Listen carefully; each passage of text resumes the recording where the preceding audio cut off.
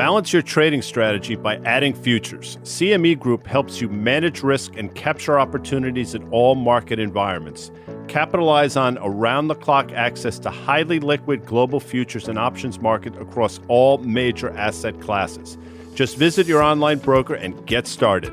Plug into valuable educational materials and trading tools and see what adding futures can do for you at cmegroup.com/on-the-tape.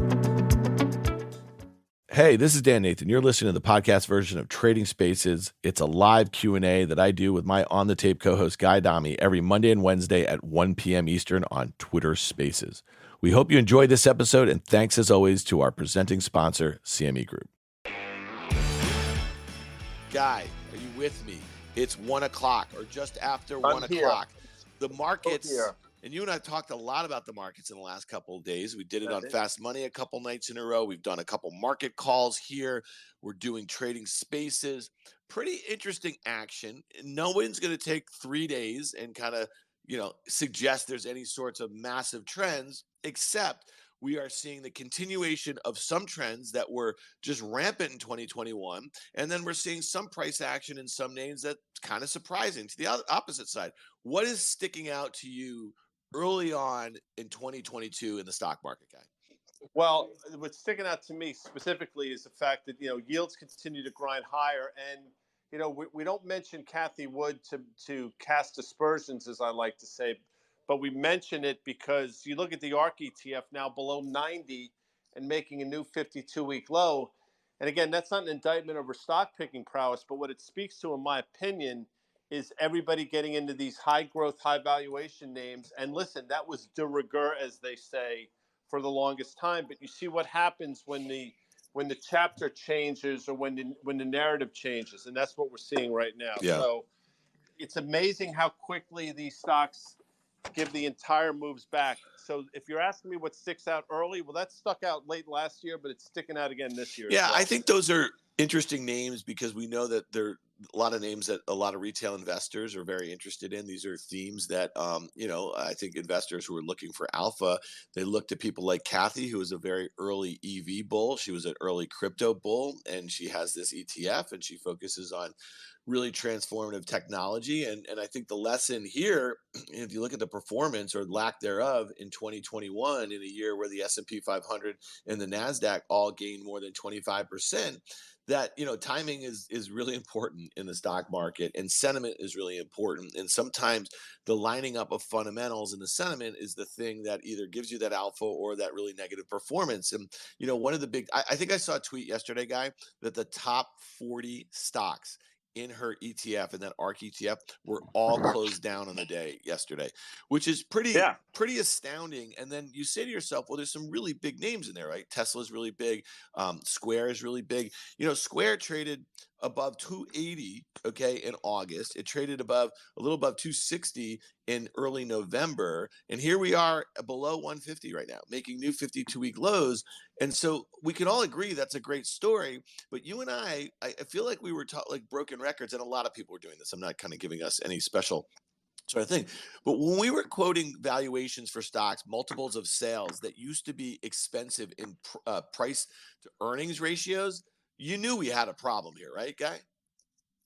Well, I think we both knew, and I think a lot of people knew that as well. But the problem is, with that problem, is nobody cares when the market's going up. I mean, they totally tune you out. I mean, it's no more true now than it was then. The only difference is now the stocks are starting to respond to it. And, again, I think you make a really good point. We're not trying to be broken records.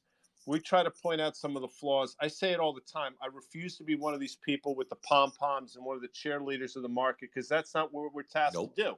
I mean, I think we all understand for 99% of the people, it's best when the stock market goes higher. I get that. But you're doing them a complete disservice and injustice if you don't point out some of the things that can go wrong. And I think we've been pretty steadfast in that. Now, you haven't seen it in the broader market. I mean, the S&P 500 is within, 40 handles of an all-time high, 1% or so. And the Dow Jones is still basically 37,000. But you're seeing it in underlying names. And now you're starting to see it manifest itself in the NASDAQ, which, by the way, for you armchair technicians out there, has a bit of a major double top forming. Helene, I know, is here. Yeah, So well, let me we'll let see. me let me say one thing on your cheerleader comment. The thing that I always find funny about cheerleaders is that if your team is up 41 to nothing, you're just exuberant as a cheerleader. If your team's down, down 41 to nothing, you're still cheering, right? Like that's the job, right? You're there to kind of shake the pom-poms. And so yeah, I've never been one to think of myself as a market cheerleader, but that No, and you know that I was no, not. You know that I was not I casting know you it were. front. I You mean, and I. I think it is so unfortunate. Again, I don't mean to go down this rabbit hole, but since we're going down it, I Yeah. will. I don't think you should ever attach certain adjectives to the market. Like it was a great day in the market, the Dow was up 400 points. It was a lousy day in the market, the Dow was down 400 points, because now you've conditioned Yeah. people. I mean, take those adjectives out. The market was up, the market was down. That's just the way it works, because I think what we've done, and I say we collectively, is people have this false belief that the market never goes lower and that everything's going to be okay. Well, maybe that's true, except that I think both of us don't Well, think that it but is. here's the thing, and so the market is okay if you just own the indices. The market's okay. I mean, like, so I just want to say something about the S&P. I'm looking at it right now and I see it down, let's say, 1/3%, and then I see the equal weight S&P, it's kind of up or unchanged a little bit.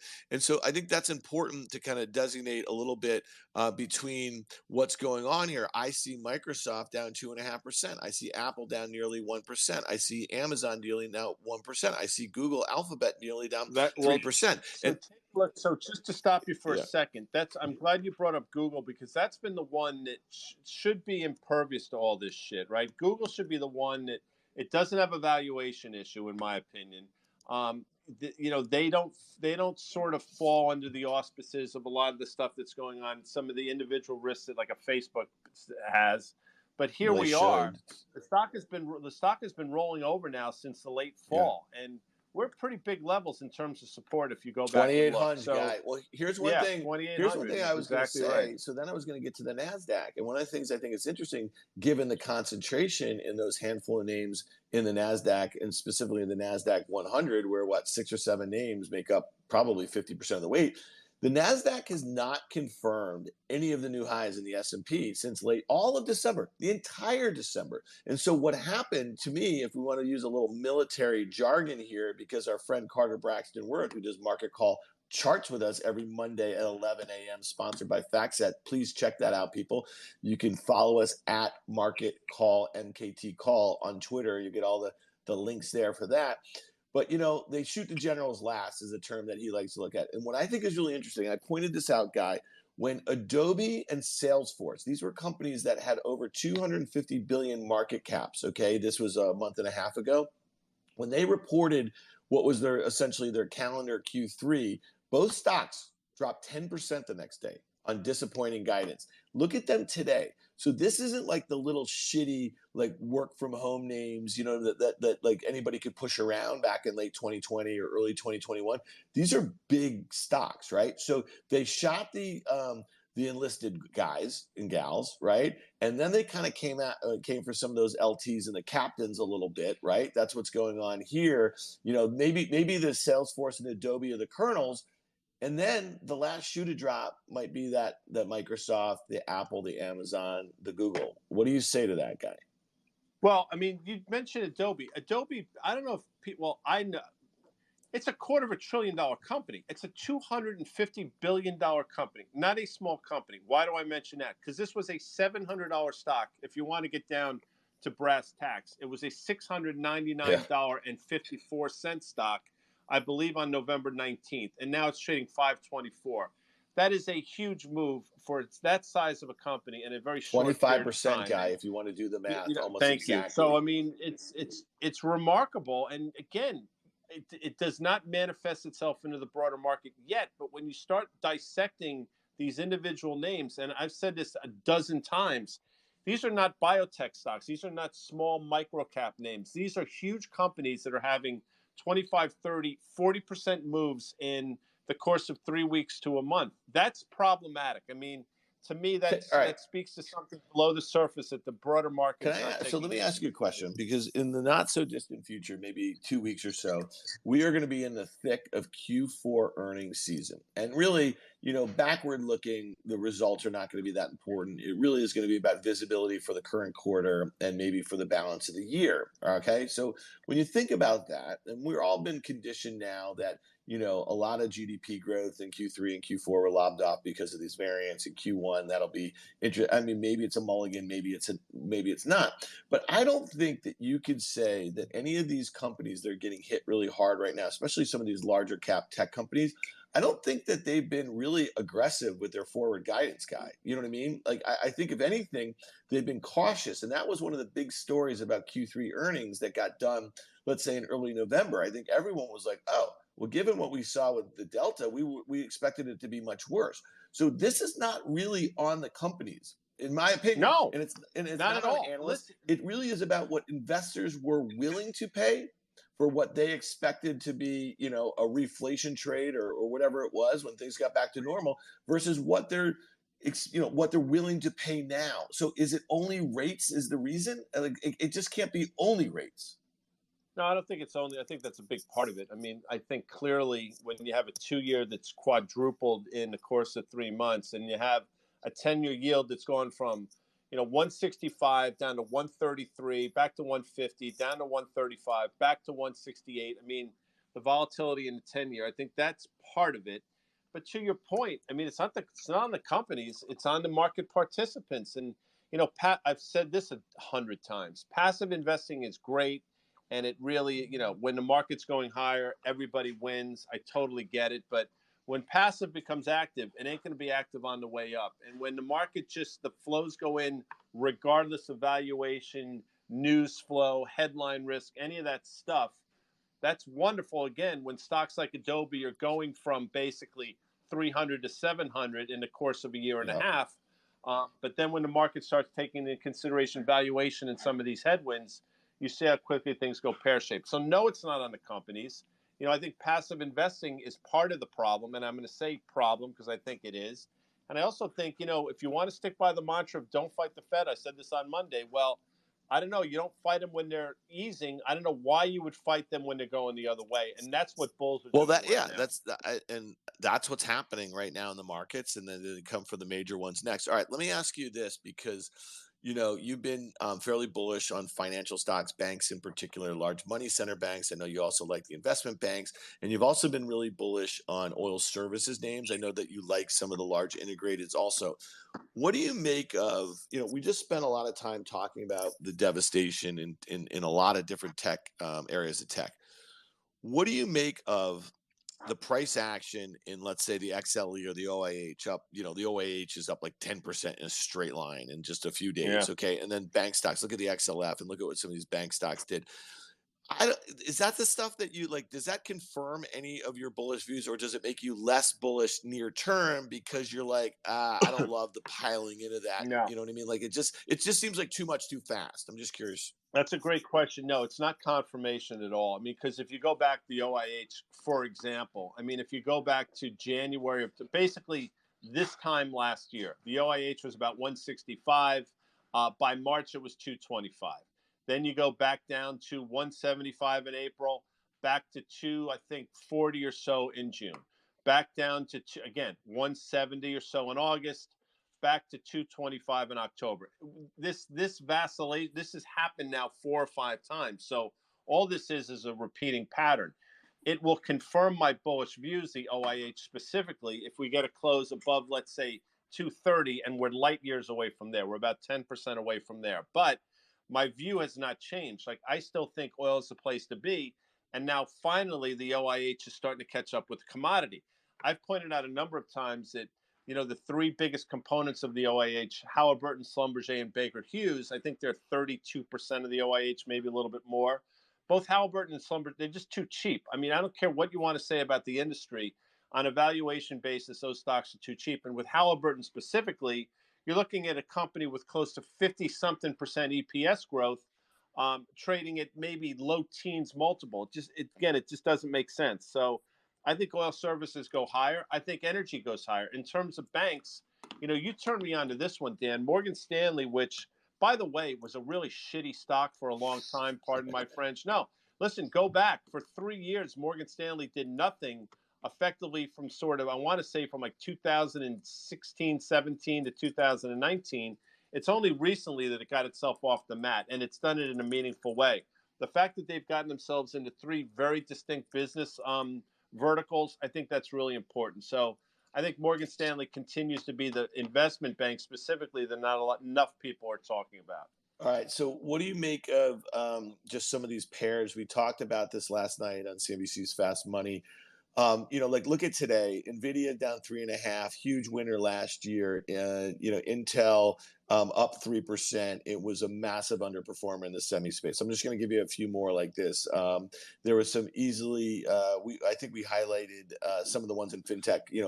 Square or Block, whatever they want to call it, down dramatically, and the bank stocks were up. We saw it with Carvana and AutoNation. Some of these weird things today. AutoNation's basically unchanged. Carvana was down 7%. I think it was down like 10% yesterday. There was like we could have gone through. There were like 10 pairs like that. What were we calling it? We're calling it out with the new, in with the old, or something like that. Yeah, which is great for what does that somebody mean like to you? being old. You Yeah. want so. What does it speak to? Well, it speaks to one of your original questions or sort of premises. Is it all about rates? And I say yes. Now, you mentioned NVIDIA, which is, again, this is a stock we've talked about for years, and it's been a huge winner for over the last couple of weeks, notwithstanding. But today you mentioned NVIDIA. The flip side is Qualcomm's up close to 2% today on a mediocre tape, right? On an S&P that's now down 19 handles, you have Qualcomm north of 190. So what are people saying? Well, maybe I don't like these high valuation names. I want to be in the space, but I want to be in a valuation that makes more sense. And I'm wrong all the time, as you know, Dan. But about 3 weeks ago, I said there's something really weird going on with IBM. It was a day, I think it was on December 20th, as a matter of fact, when the market was getting obliterated. And I think IBM was up on the day. I said, this doesn't make a lot of sense. By the way, I think at the time the stock was trading about 120 or so. Well, today, IBM's at 141, and it's the highest levels we've seen since the summer. Something's going on there. What's going on? People are saying, you know what? I can't deal with these high valuation names. I got to find something that's a little more interesting. And that's what's been going on Hold now very on. quietly for a month. There's absolutely nothing interesting about IBM other than its price action. I mean, let's be Yeah, I frank, agree okay? with that. I'm not speaking to the business model. They haven't fixed anything.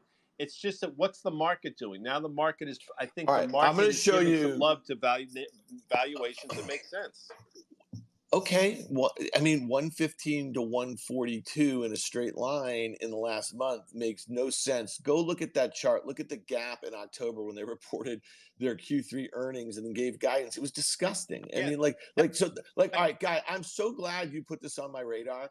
I'm praying the stock goes to 145. I'm praying that you will have the mother of all double tops if it gets back to 145 before Q4 earnings. This is going to be the short of the century. Timestamp it. I said it right here. I got no time for this. Cisco also did this, and you had a nice call there.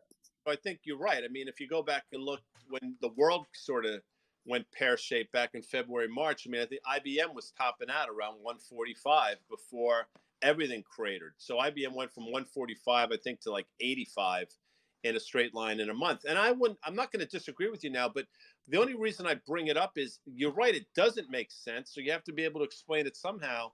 And my explanation is, again, people are getting out of the high valuation names and into valuations that might make a little more sense. I hear you, buddy. Well, I mean, it's a great point. I think that there's also going to be a kind of baby with the bathwater sort of situation. One of the things I think we talked about the other night on CNBC, I mean, there's tons of companies that have come public in the last, let's say, year and a half or so, whether it be through SPAC or whether it was direct IPO listing or there was plenty of regular way IPOs here. There's a lot of really good companies trading at like crazy valuations relative to when they were on their road shows. And I think that'll be really interesting to see how beaten up some of these stocks get over the next couple months if we do have a rocky couple months. What's your take, real quickly, because this is a segue to that, on small caps in general? Because if you think about the Russell 2000, you and I have talked that one to death. The breakout a couple months ago was a failed breakout. We talked about how it topped out in Q1 of '01 when rates were at their highs. Rates have been moving higher, and the Russell is really stuck in that range again. So I'm just curious, like, is there an opportunity? Would you rather play the Russell in this massive long base, ultimately playing for a breakout at some point in 2022, or do you want to just wait until the S&P comes back and kisses that uptrend or gets near that 200-day, which it hasn't done in a very long time? It hasn't sold off more than 5.5%. Or do you wait for the QQQ? And that's the one thing I just want to, before I get your question, in Q1 of 2021, the S&P sold off 5% or 6% from its highs. The NASDAQ sold off 20%, and the largest component then, Apple, sold off 19.9%. Okay, I almost want to wait for those names to correct, where the exuberance to the upside got overdone, and then maybe they just oversell them relative to the broad markets. Your take on that, and then small caps, guy. There's a lot there. I mean, I think you're Too much? Too much?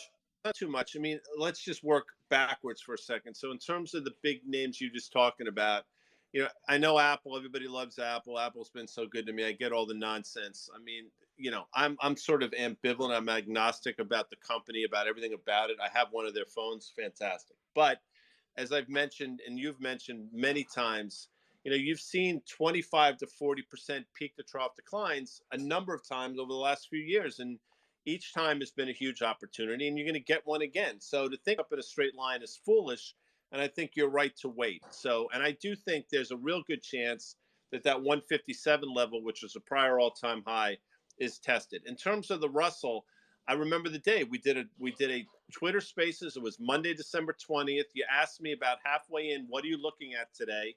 And I said, I'm looking at three things.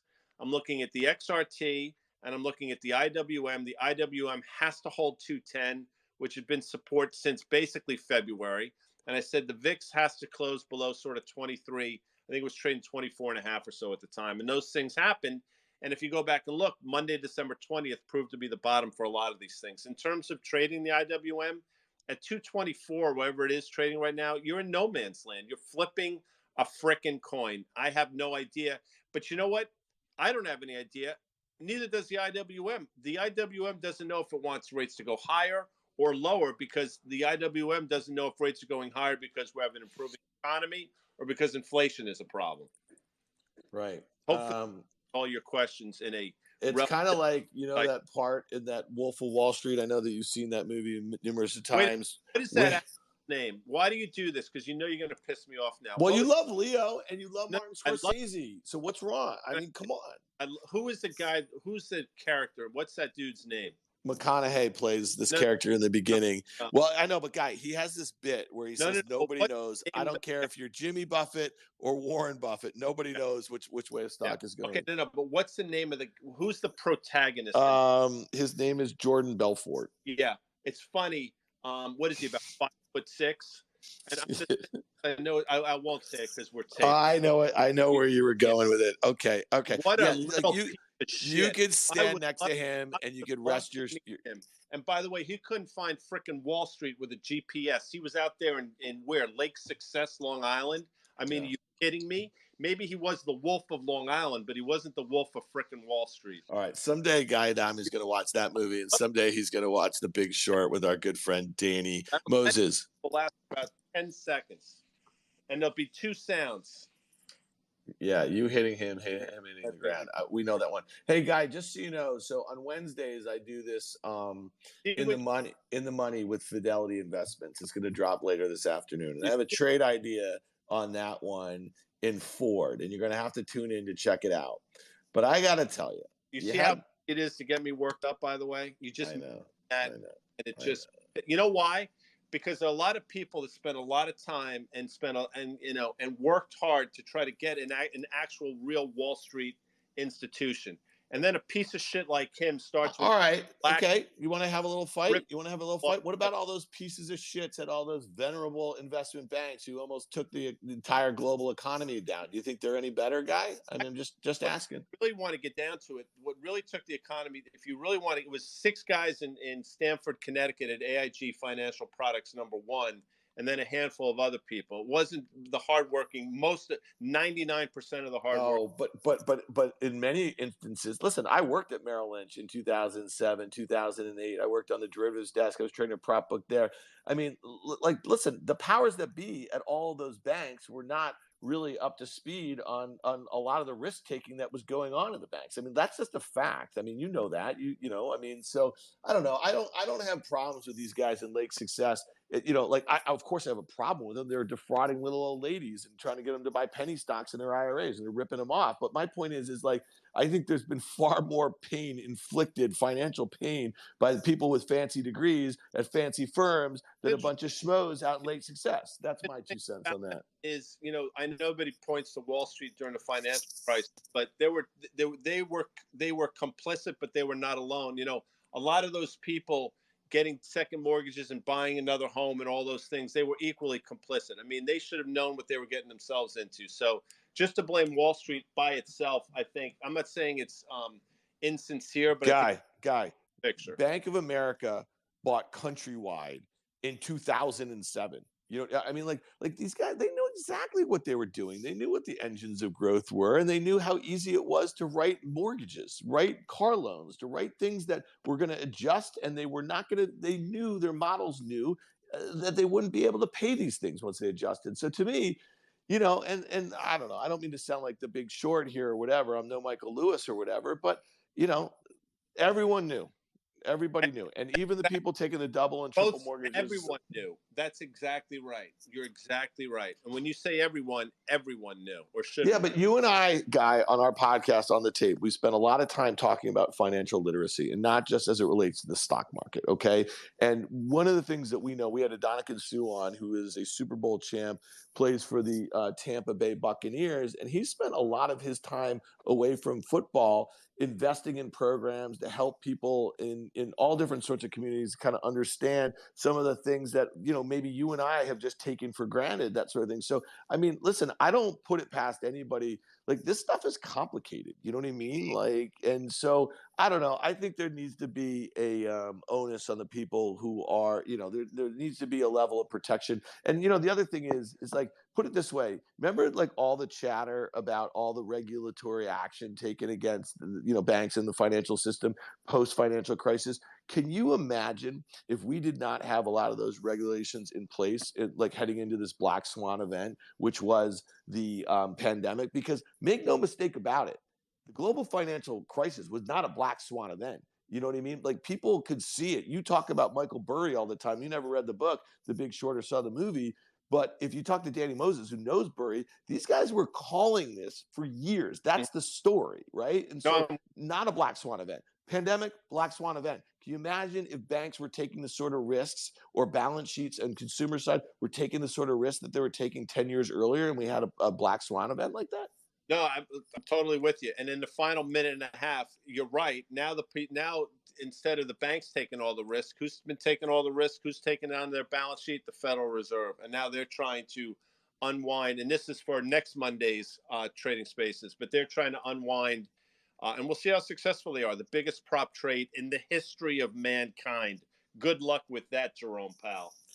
Well, we wish him well, because if it doesn't go well, Guy, we're all screwed. Let's be frank. And, I think the biggest lesson there is that, we had this really long, protracted recession in 2000, 2001, that we had a protracted bear market during that time period. The market topped out in March of 2000, and bottomed, I think, in late 2002. And it took a war, and it took a whole bunch of other things to cleanse the system, lots of fraud, corporate fraud, all that sort of stuff.